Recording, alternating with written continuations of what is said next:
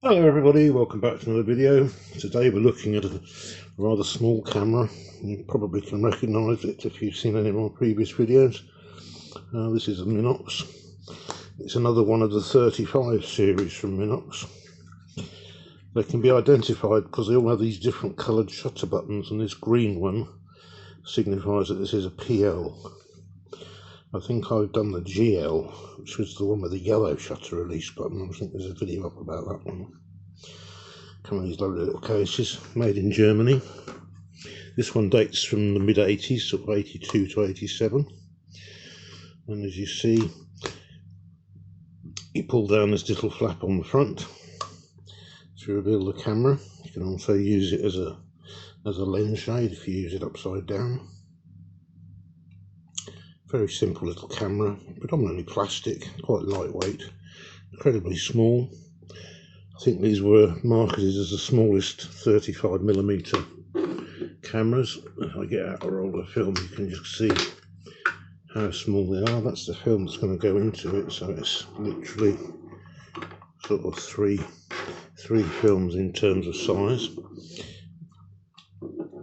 Okay, let's give you an overview on the front. There's not a lot to see. You can see that they're moulded. You open it up. This one does have batteries in it. We'll open it up and take it out. So this is a colour Minotaur, and this is a 35mm 2.8, so it's great for street photography, etc. Focusing on these is your sort of best guess, to be honest. No depth of field preview, etc. But yeah, it's a zone focusing camera, so you can just set the focusing up. And I dare say where that green dot is probably the best place to put it, and then you just snap really with it. Very, very simple camera to use. Let's say batteries. If I can find a coin. I have some coins the other day. There we go. So this is where the battery lives, in here. It's just unscrews.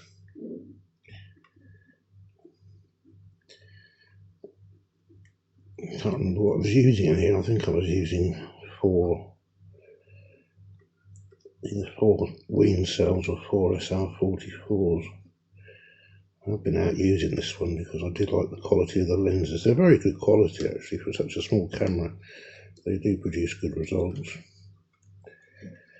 And quite large negatives. We are going to be looking at some 110 cameras and also some 126 format cameras. Which is really like the Kodak Instamatics. There we go. So this is the battery holder, and yes, in here I've got 1, 2, 3, 4 of these cells in there. You can see inside of the battery compartment there's no corrosion or anything in there. Yeah, a bit unusual.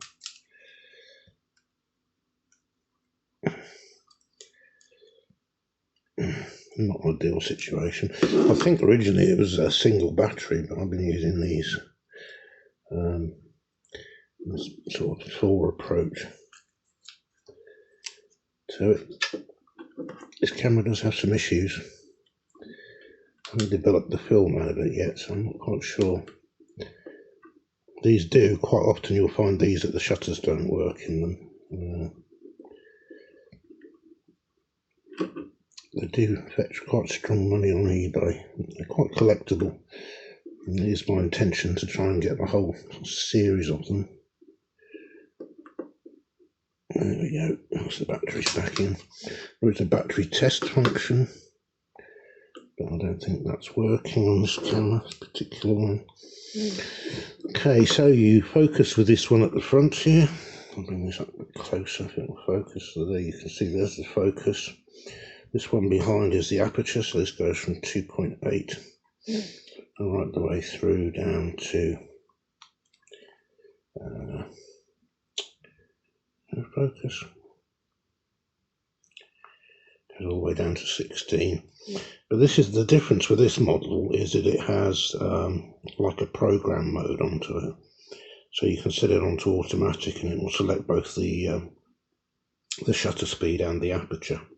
On the earlier version that I showed you, which I think was the GL, it was an aperture priority camera, so you selected the aperture and it selected the shutter speed. This PL model, it can select both depending on the ASA.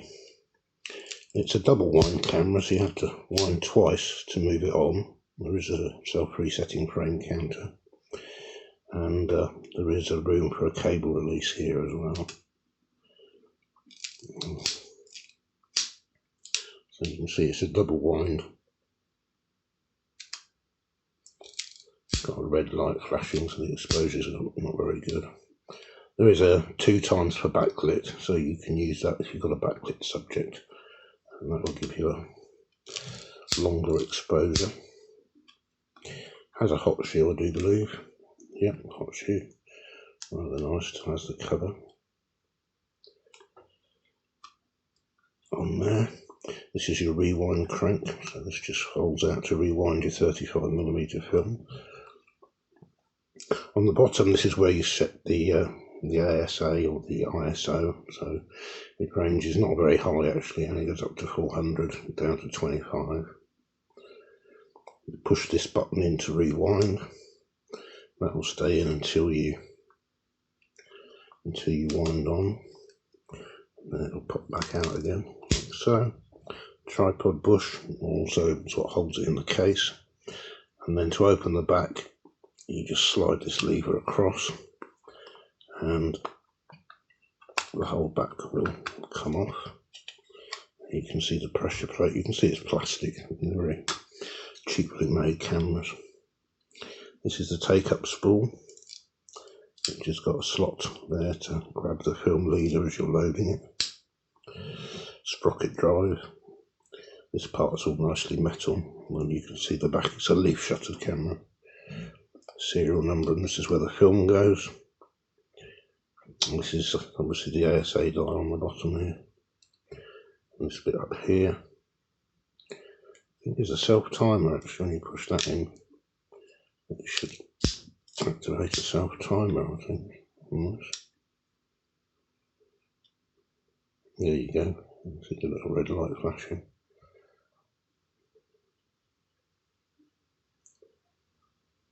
And nothing seems to be happening. So I'm not convinced this camera is absolutely perfect working order. Right, to load one of these little beauties, you take the roll of 35mm film, and it sits in this side, like so. This bit sticks at the bottom always, on the left-hand loader. You pull this across.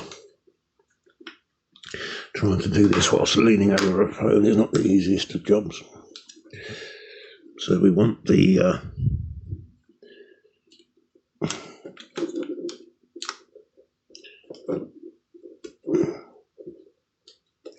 we've locked it up completely now, so the self-timer function isn't working. Now it won't wind on, probably because that's down.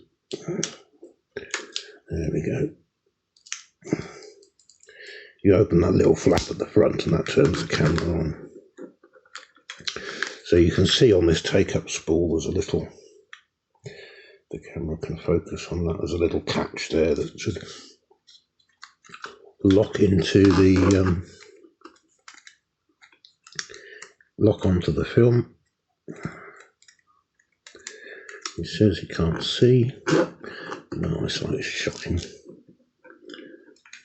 So yeah, you can see that has to feed into there. Catches hold on that, and the film sits in there. Not the easiest of cameras to load. That goes into there. That should be taken up. And there we go. You can see that it's been taken up. Make sure that the sprocket hole is aligned with the tooth, like so. There's only the one on the bottom. There's no drive on the top with this camera. And then, as always, what I like to do is to rewind the film to make sure it's nice and tight across this film plane here, and then we can slide the back on. There's no foam in the back of these. It only works a bit like the Zorky that I looked at yesterday. It's like a baffle design, so There's no phones to change, so you slide the back on like so, and there's the back into place. Lock the back by pushing this back across. Cover the red dot, which is set on 200. We've got a red light flashing. Wind on twice. Remember, it's a double wind. To move on one frame, you have to sort of wind on twice. I like to see the green light come on rather than the red light, but I don't think the green light actually works. And we have to wind on again. And there we go, that's it loaded. When you get to the end of your film, and you've taken your 36 or 20, if you push this little lever in at the bottom, that will allow you to rewind. Listening for it to come off the take-up spiral. There you go. Open the camera up again, sliding this across. Take the back off the camera. And there's your film. You can wind this all the way back in if you're sending it to a lab, for example. I always leave the leader out because I do my own processing at home, so it makes it a lot easier for me. I've got to load it in a spiral. So there's the camera for today, folks. Another of the Minox 35 series. Let's say 82 through to 87, I believe. Very nice. Very small, lightweight, easy camera to carry around. I did carry my GL around for a while, and I have shot a couple of films through that I have developed, and they came out fine actually. That one's aperture priority. The PL is a program camera, so you can just set it on A, not have to worry about setting the aperture. The only downside I can see to that is depth of field. When you can select the aperture, you can really sort of figure out what the depth of field is. With this one, set it on the A position, and yes, it's fully automatic, but you don't quite know what you're going to get. But then that's the sort of delightful thing about analog photography. Compared to digital, you don't know what you're going to get. Sometimes you get nothing, other times you get a cracking picture, and that's the fun of it, really. But yeah, beautiful little cameras. They're pretty well made, and they're quite desirable. Like I say, this is the PL with the green. They all have different coloured shutter buttons, and yeah, highly recommended.